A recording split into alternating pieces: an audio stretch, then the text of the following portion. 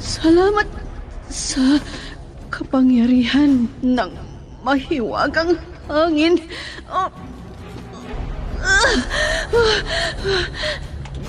Nandito na ako sa kuweba. Aray ko! Manganganak na ako!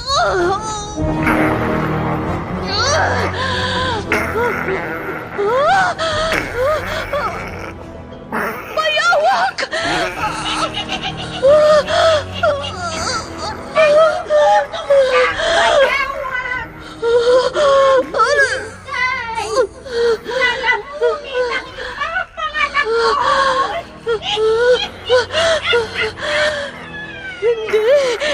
Hindi ko ipahihintulot.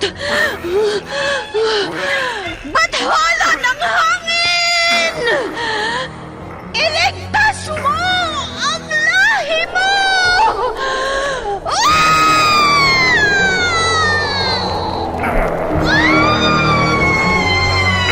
Bakit hindi mo sinakmal ang sanggol? Ikaw, bayawak! Immortal. Kasaysayan ng isang dayuhan na hindi mapagtanto ang pinanggalingan. Punong-puno ng pakipagsapalaran ang kanyang buhay mortal sa likuran nang hindi niya alam ang kanyang pagkakakilanlan. Ano ang kanyang pakay sa mundo ng tao? Immortal! Naiibang nobela na inyong mapapakinggan sa oras na ito mula Lunes hanggang Sabado. Nobela at sa panulat ni Leti Astudillo Aquino at sa direksyon ni Lubimin Aquino Sr.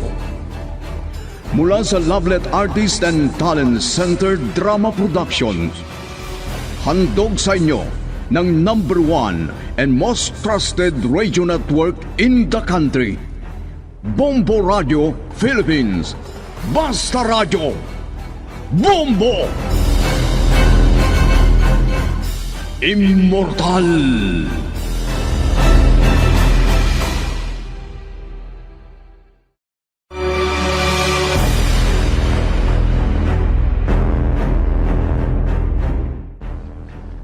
Ang nakaraan, may tao na nakita ni Artemio sa may gate ng kanyang bakuran. Ngunit agad itong umalis at hindi na pinansin ang pagtawag ni Artemio. Samantala, kontento naman si Negra Diabla sa kanyang ginawa dahil alam na niya kung saan matatagpuan ang taong kanyang hinahanap. Kausap niya ngayon ang buhaya na ginamit niyang kasangkapan. Dumating ng araw ng graduation ni Amar at Carmina. Dumalo si Ador sa handa ni Carmina at laking gulat ng mga nakakita sa kanya. Hindi siya makilala dahil sa laki ng ipinagbago ng kanyang mukha, dulot ng mga peklat. Dahil wala nang salamin sa bukid, hindi alam ni Ador na malaki na palang pinagbago ng kanyang itsura. At ngayon, narito ang karugtong ng nobelang pinamagatang Immortal.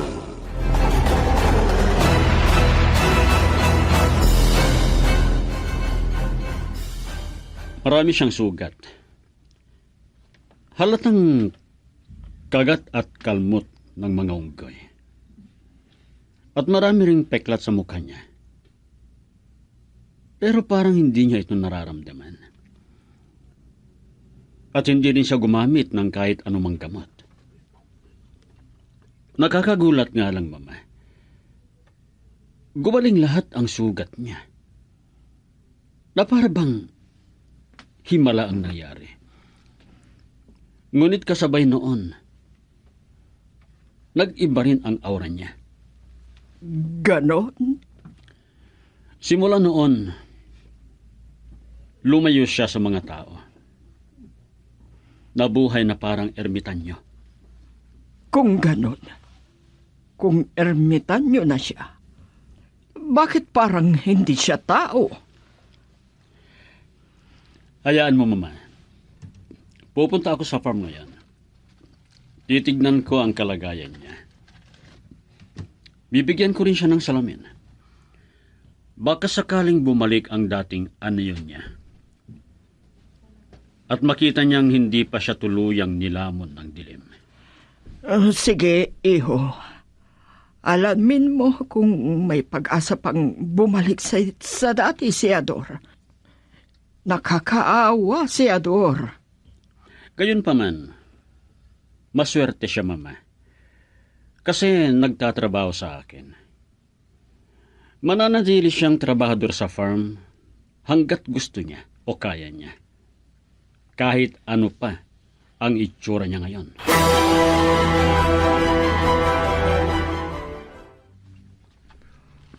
May handaan daw kayo sa lugar raon. Gusto mo bang sumama? Aling Dabla, maraming inandang putahe. Oh, Sasama ako, sabi mo? oo, marami raw masasarap na pagkain. Nako, di ako makapaniwala. Ikaw pa naman. Alam kong paborito mo ang igado. Gaya nung dinakdakan noon. Ikaw talaga, unggoy tao. Ang kulit talaga ng matandang ito. Wah!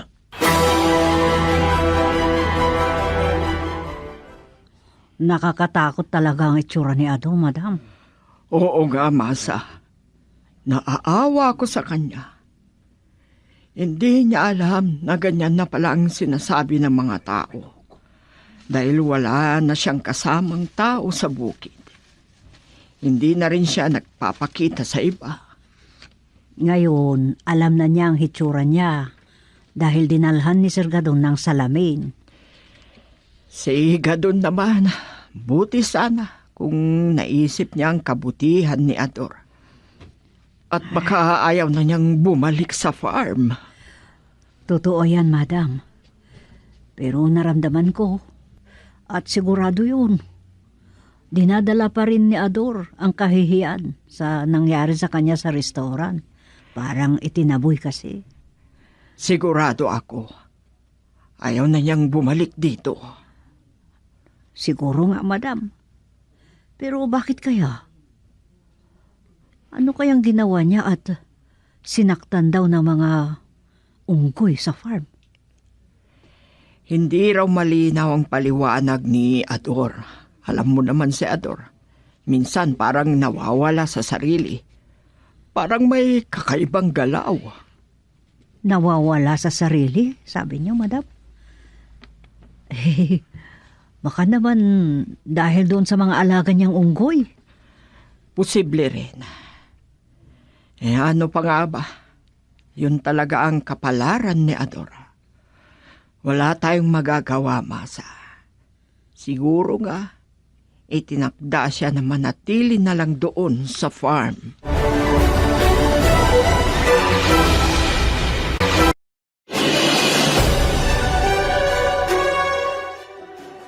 Oh, Marlon. Mabuti at nakarating ka dito sa rooftop. Bagay mo yung suot mo, ah. Oo, sir. Napadaan lang ako para mag-ehersisyo dito sa rooftop. Pero kayo rin po. Alam kong mag-ehersisyo rin po kayo tuwing umuwi kayo dito. Oo. Minsan, kahit pagod ako, pinipilit ko pa rin mag-exercise. Ganon po ba, sir? Oo. Kailangan ng katawan natin ang exercise Ay. para manatiling malusog. Tama kayo dyan, sir. Sige, sir. Doon po muna ako sa kabila at doon ako magpapapawis. Sige. Alam kong hindi lang exercise ang pakay ni Marlon. Parang sinusundan niya ako. Mabuti na lang. At handa ako. Sakaling kailangan kong harapin siya o kung sino man ang kalaban namin. Kailangang malaman ko rin kung saan siya nagtatago. Kailangan kong magplano. O gusto ko ring matuklasan kung saan siya nagtatago.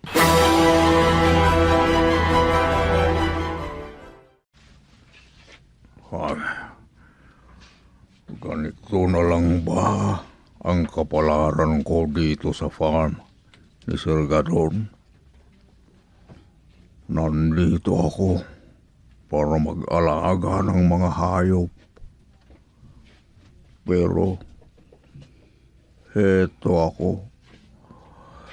Tila nakakulong. Wala nang natira sa akin kundi ang mga inaalagaan kong hayop, mga baboy, mga baka. Sumot. Anya. Sabali ka talaga dati apps nga natin. Kung kunin. Mga baboy, baka, ipis. Kung kunin natin, madam. Yeah. Unggoy lang garod. Unggoy, buhaya. Okay, garod. Sige. Wala nang natira sa akin kundi ang mga inaalagaan kong hayop. Tulad ng mga unggoy. Ang buhaya na yun. Ay, naku. Mas lalo pang malabo na akong makapag-asawa.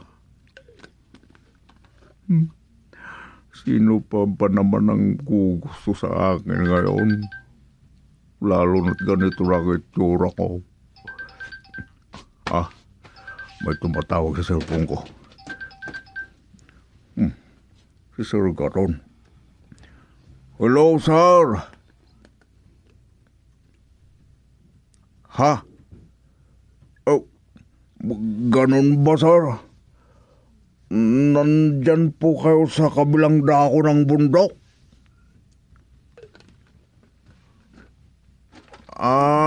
Ganun ba? Gusto niyo akong pumunta? Nako, sir. Malapit lang naman ako dito. Ayaw ko lang iwan tong mga alaga ko. Pero sige na nga. Kung yan po ang utos nyo. Ha? Hindi na ako pupunta dyan, sir. Hey. Baka pagtawanan lang ako ng mga trabahador.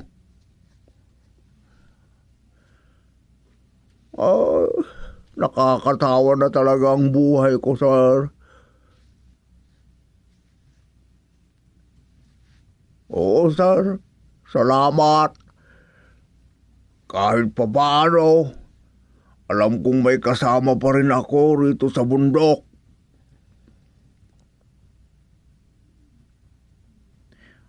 Kahit hindi ko man sila makita o makausap. Oo, sir. Oo. Sige. Bye, sir. Ay, grabe to. Bakit ganon? Parang ayaw ni Sir Garon na makita ko ang buong tariman. Ano kaya ang itinatago niya doon? Ano kaya?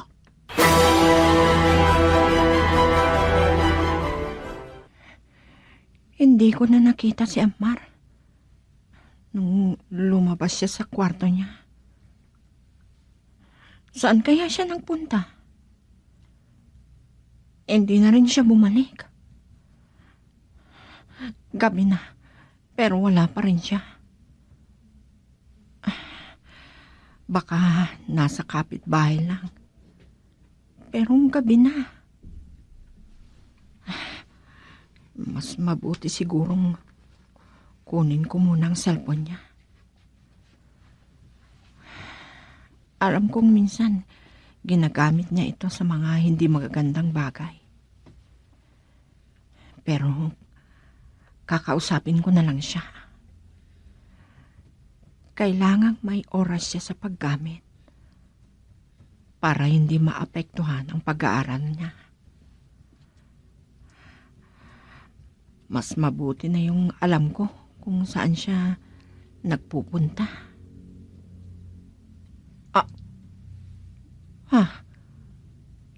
Naririnig ko na naman yung ugong na yun.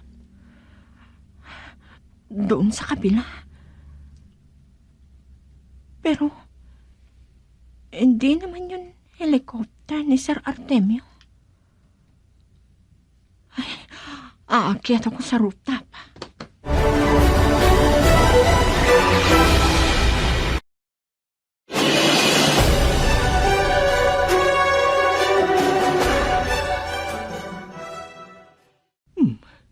Sino kaya tong tumatawag? Hello? Madam, napapagod na ako rito sa farm. Wala na rin po si Sir Gadon.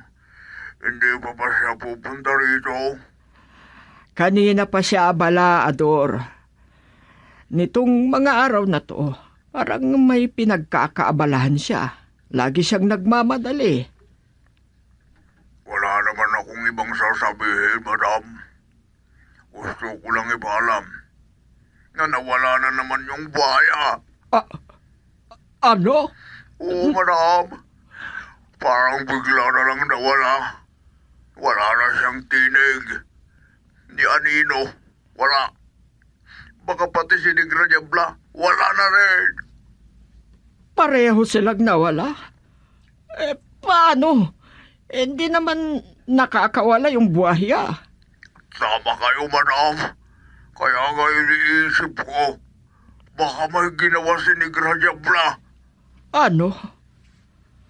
Kung hindi sila babalik, pagagalitan ka ng sir mo. Kailangan kong sabihin ka agad.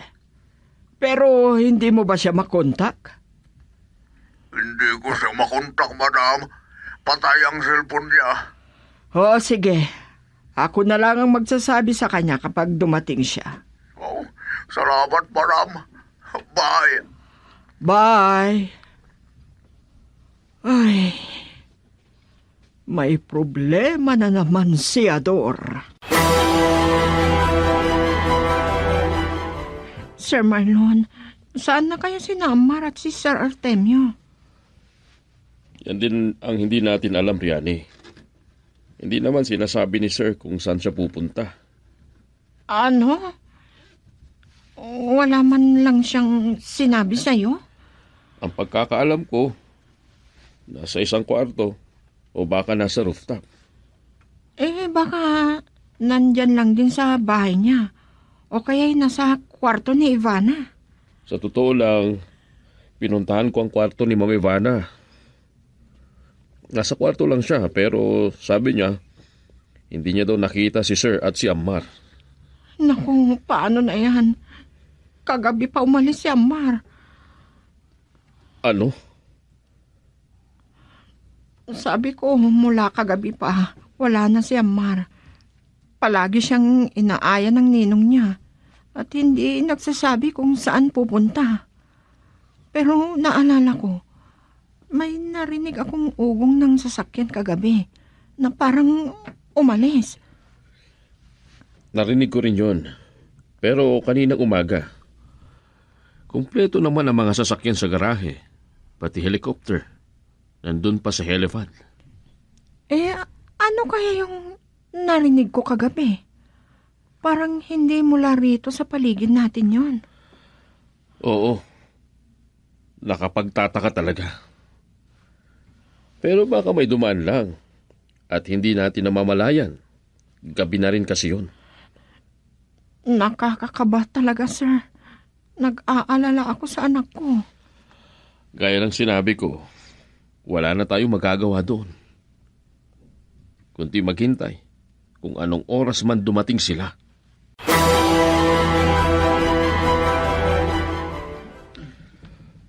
Masyadong nag-aalala si Riani. Naiintindihan ko naman siya. Sino nga bang ina ang hindi mag-aalala?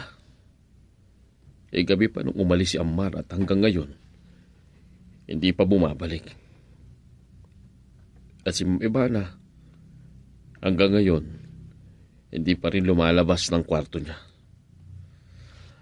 Ay, nakapagtataka. Bakit kaya?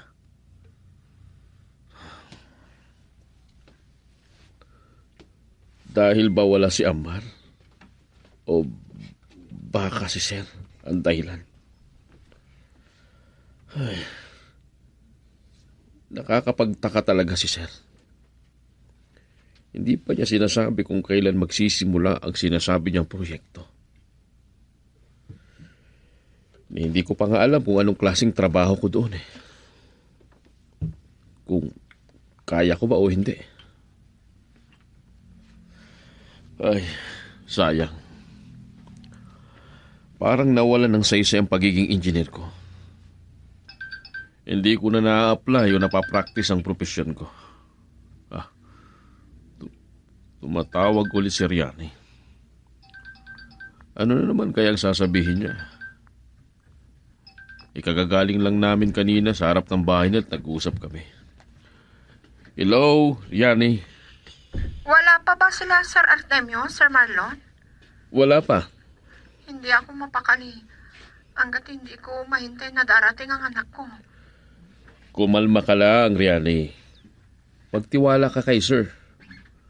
At hindi niya pababayaan si Ammar. Sige, wala akong magagawa. Sige, Sir. Nakaistorbo na ako. Walang anuman, Riani. Basta pagkalmahin mo lang ang sarili mo. Naniniwala ako, darating din ang mga yon.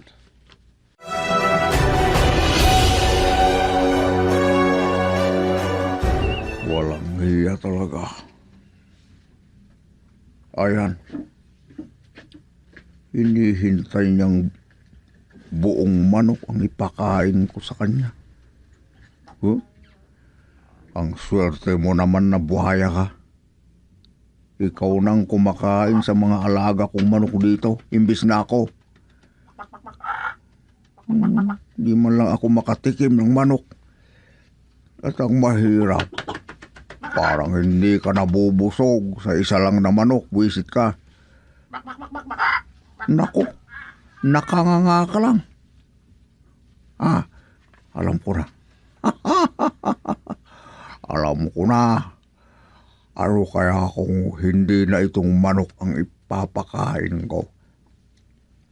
Manghuli na lang ako ng musang na alaga ko at yung ang ibibigay kong pagkain niya. Buwisit ka na buhaya ka. Pangit. Nako. Pupunta dito sa kinaroroonan ko. Maghintay ka! Manghuli ako ng musang dahil mas malaki yun kaysa sa manok. Ang laki pa naman ng bunganga mo. Hayaan mo na itong manok at ako naman ang mag-uulam nito. Buhaya ka talaga. Pananghalian ko lang itong manok. Naku, sinakmal ang manok. Aray ko, ang kamay ko, ang mga daliri ko, naku, naputol ng 3 kong daliri. Walang hiya kang buhaya ka. Sinama po ba pati daliri ko? Pwede ka. Aray-aray mo. Sakit. Wala lang 3 kong daliri. Naputol na. Mayop ka na buhaya. Tandang Diabla! Inang Diabla! Tulungan mo ako! Help! Sakluluhan mo ako! Sinakmal ng buhaya ang 3 daliri ko! Inang Diabla!